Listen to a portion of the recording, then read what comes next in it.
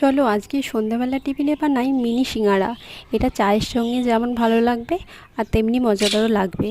তো আমি মিনি সিঙ্গাড়া বানানোর জন্য একদম সিঙ্গাড়ার পুর যেরকম হয় সেরকমভাবেই তৈরি করে নিয়েছি। এখানে 1 চামচ জিরে, 1 চামচ মৌরি, 1 চামচ ধনে আর 2টো শুকনো লঙ্কা আমি শুকনো কড়াইয়ে ভেজে গুঁড়িয়ে নিয়েছি। আর এরপর আমি কিছু বাদাম তেলে ভেজে তুলে রেখে দিয়েছি। তো ওই তেলেই আমি দিয়ে দেবো 5 ফোড়ন আর সামান্য আদা আর কাঁচা লঙ্কা বাটা। তারপর এগুলো ভালো করে ভেজে নিয়ে আমি দিয়ে দেবো কিছু সেদ্ধ করা আলু। তো আলুগুলোও এর মধ্যে খুব ভালো করে ভেজে নিতে হবে। আলুগুলো একটু ভালো করে ভেজে নিয়ে এর মধ্যে দিয়ে দেবো হলুদ গুঁড়ো, জিরে গুঁড়ো, লঙ্কার গুঁড়ো আর ধনের গুঁড়ো। এগুলো সবই 1 চামচ করে দিয়ে দিয়েছি। আর এগুলো দিয়ে খুব ভালোভাবে আলুটা ভালোভাবে নাড়াচাড়া করে নিতে হবে। যেহেতু আলুটা আমার সেদ্ধ করা ছিল সেহেতু নুন দেওয়া ছিল না, তাই এর জন্য আমি এখানে স্বাদ মতো নুন অ্যাড করেছি। আর অ্যাড করেছি সিঙ্গারায় যেমন দেয় দোকানে কসুরি মেথি, তো 1 চামচ আমি কসুরি মেথি দিয়ে দিয়েছি ভেজে রাখা বাদামগুলো। সিঙ্গাড়ার পুরটা আমার রেডি হয়ে গেছে। এখানে একটা বলে আমি নিয়ে নিয়েছি 2 কাপ ময়দা। আর এর মধ্যে দিয়ে দিয়েছি 1 চামচ কালো জিরে আর 1 চামচ জোয়ান। আর এখানে দিয়ে দিয়েছি অল্প স্বাদ মতো নুন।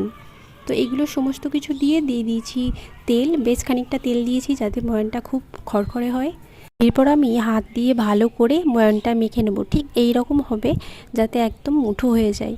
তারপর খানিকটা জল দিয়ে আমি এটা ভালো করে মেখে একটুখানি রেখে দেবো। এরপর আমি পুরটাতে ভাজা মশলাটা মিশিয়ে নেব। আর এবার ওই ডো থেকে অল্প অল্প করে আমি সিঙ্গাড়ার লেচি কেটে একটু বেলে নেব। আমি ডোটাকে বেলে একটু ডিম্বাকার শেপ দিয়ে দেবো। আর মাঝখান দিয়ে আমি ছুরি দিয়ে 2 ভাগ করে দেবো, ঠিক এইভাবে। তো 1 ভাগ আমি নিয়ে নিয়েছি হাতের মধ্যে। এরপর সাইডে সাইডে জল লাগাতে হবে। আর এরপর জল লাগিয়ে একটা কোণ টাইপের তৈরি করতে হবে। এর ভেতরে আলুর পুরটা দিয়ে দিতে হবে। আলুর পুরটা দিয়ে এর মুখটা ভালো করে চেপে বন্ধ করে দিতে হবে। দরকার পড়লে একটু অল্প করে জল হাত দিয়ে ভালো করে মুখটা চেপে বন্ধ করে দিতে হবে। এইভাবে চেপে চেপে বন্ধ করে দিতে হবে।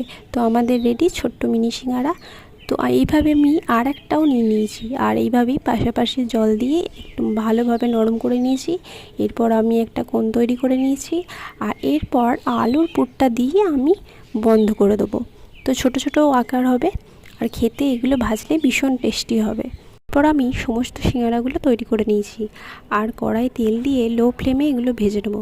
তো তেল খুব গরম হলে চলবে না, তেল একদম মিডিয়াম ফ্লেমে রেখে এগুলো উল্টে পাল্টে ভালো করে ভেজে নিতে হবে।